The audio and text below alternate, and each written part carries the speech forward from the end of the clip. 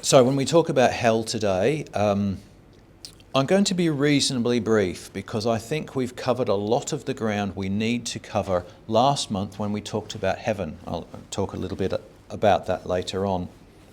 But many people cannot square the idea of hell with a loving God. That's one of the things that I see come up time and time again in my conversations with people. And I think it's because they don't really understand what hell is, what it means. But to preface anything else that I say, I do want to say that I do think hell is real. And the reason I say that is that I have observed people who seem to be living there. And I'll just, let's go on and talk about this idea.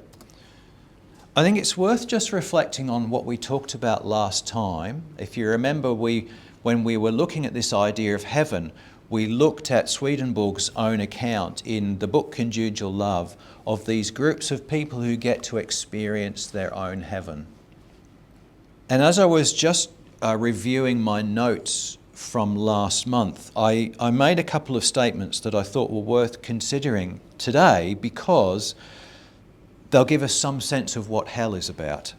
So in talking about heaven, I said that heaven was a state of being, not a place. Now, if that's heaven, what can we say about hell? It's the same. A state of being, not a place. Okay. Let's think about what else I said about heaven. I said heaven is being of use. What can we say about hell? Be the opposite? Doing things for yourself. Doing things for oneself. Now, I do want to throw in there the idea that in actual fact, those in hell are of use. It's just they won't like that idea. Okay, so one of the things that we read in the teachings is the idea that no punishment exists unless some good use can come out of it. And that's a very important point because it reflects the nature of God rather than the nature of hell. So those who are in hell are of use, but they don't realise that they are, and they would rail against the idea of being of use to anyone other than, as you say, themselves. Heaven is about the whole being, inner and outer, heart, mind and body. What do we say about hell? The same? It has to be the same. Yes, it is in a way. The thing about hell is there's a division. There's a lack of clarity around one's state of being. One of the things Swedenborg talks about when he speaks about hell is the appearance of hellfire and brimstone is actually something that is seen from outside of hell as someone looks into it. And the people who are there experiencing that don't see it as hellfire and brimstone at all. The idea of fire, for example, reflects... Does anybody know what the idea of fire in hell reflects? Burning within inside because you can't get your own way. It's self-love, self-desire and what burns. And you only have to get really, really angry to experience that yourself, don't you? You think about the way your body heats up when you get angry with someone. That, for me, is an experience of hellfire in a way. But of course, when you're in that experience, it doesn't really feel like hell, does it? It feels like you're full of righteousness. You know, you're in the right and the other person is wrong. So there's a division here about this experience of hell, which is different from the heavenly experience. So that's just, I think, worth bearing in mind. And the last one, heaven is centered upon goodness and truth. What's the reality in hell? Falsity and evil. Falsity and evil, yes, that's the idea. Very good. So that was a quick quiz, really, based on what we did last time. What I want to say about hell, and really I think there's two things that I want you to hang on to, which are very, very important from our perspective. Hell is not a place of divine judgment. I'm going to say it again because it's so important. Hell is not a place of divine judgment. No one is sent there. And that is so fundamental to understand Swedenborg's view of hell. Because that, if anything, that is the thing people find most difficult to grasp. If you look at the Bible, you have this idea, and you read that passage again that I read today. The idea of being sent to hell is very firmly in the Bible, but that is an appearance. It is not the reality.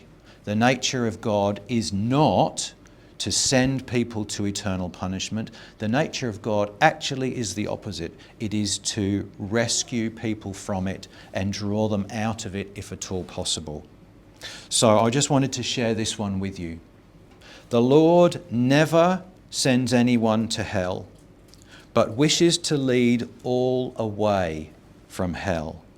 Still less does he bring anyone into torment.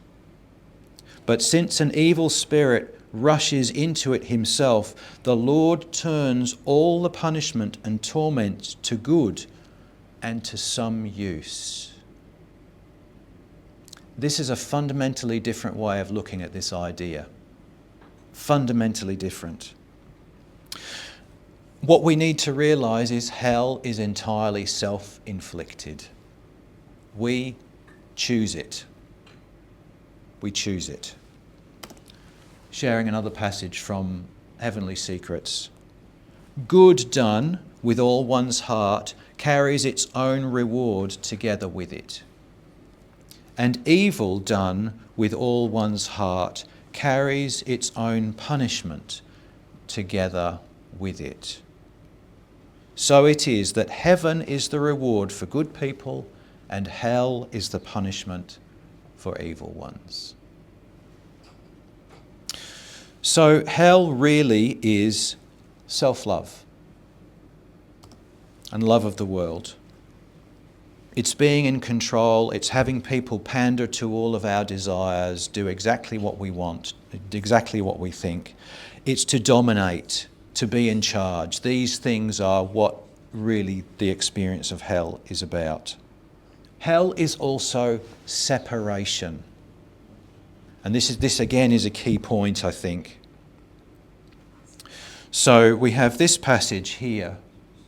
Evil stemming from self-love sets a person apart, not only from the Lord, but also from heaven.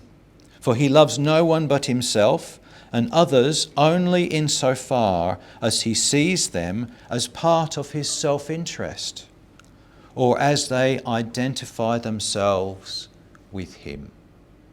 So the only reason we join ourselves to anybody else in this hellish state is because we see some common ground with them. We see something in them that reflects our own life, our own desires. And whilst they fit in with our plan, we're happy to entertain their presence. But as soon as that is challenged, just watch how quickly that person is rejected. And the other thing I just wanted to mention is that hell is a heaven of a kind. Again and again in Swedenborg's experience, he talks about spirits who want to go into heaven and experience what heaven is like. And he talks about them suffering. He talks about them writhing around on the ground until they get to the opportunity where they can cast themselves back where they feel at home. Until they get out of that heavenly experience. So hell is the closest thing to heaven that someone in that state can attain. The final thing I just want to mention is just wrapped up in a passage like this. Because we often get this wrong, I think. Evil sets a person apart. For he loves no one but himself, and others only insofar as he sees them as part of his self-interest or as they identify themselves with him. That's a section that I read before. On Wednesday night, Alexis and I were reading New Jerusalem and its Heavenly Doctrine, and do you remember we had a passage that was somewhat similar to this? And I thought it was worth sharing. When we love ourselves, we also love those we see as our own. And that one of the translations translated it as our immediate circle or our family. In particular, our children and grandchildren, and in general, everyone with whom we identify, whom we call ours. Loving them is loving ourselves. This is because we see them as virtually part of us and see ourselves in them. Now, what I want to just mention is that when you imagine heaven, who else do you imagine being there? Who else do you imagine being in heaven? Kindred spirit. Kindred spirits? Yes? Family? Lord Jesus. Sorry, Colin? Family? Family? Lord Jesus. Lord Jesus? Yes, yes. Sometimes we think of other Christians being there. Sorry, Neville, what we... Friends? Yes, yeah. The challenge that passage gives us is the same is true of hell. I've said before that heaven is where we occupy a place with spirits just like ourselves. And hell is also where we occupy a place with spirits just like ourselves. They actually share that quality. One of the interesting things Swedenborg does is he makes a distinction between these two words. One is friendship and the other one is mutual love. Is anybody familiar with this? He paints it as a contradiction. He actually uses the word friendship in a negative sense. In other words, friendship as an external relationship with another person. We share certain qualities and certain attitudes with someone else, so we regard them as a friend. But what Swedenborg points to is mutual love is where we are jointly focused on what is good. And that's the truest form of friendship. So he talks about the way in heaven there is mutual love. We are jointly focused on what is good despite the external differences between us. Whereas we can be drawn into hell by this external friendship. So it's just something that's worth our reflecting on this week. And this is where I really give you a task for the week. Think about your relationships. Particularly the relationships you get to choose. And just consider, are the relationships based on a mutual appreciation of what is good? Or are they based on more external interests, loves, desires, those sorts of other concerns? Because it's the focus on good, on the mutual focus on good, which is heaven. Whereas hell tends to be that other opposite, more external focus. And to focus on someone else because they are so similar to us.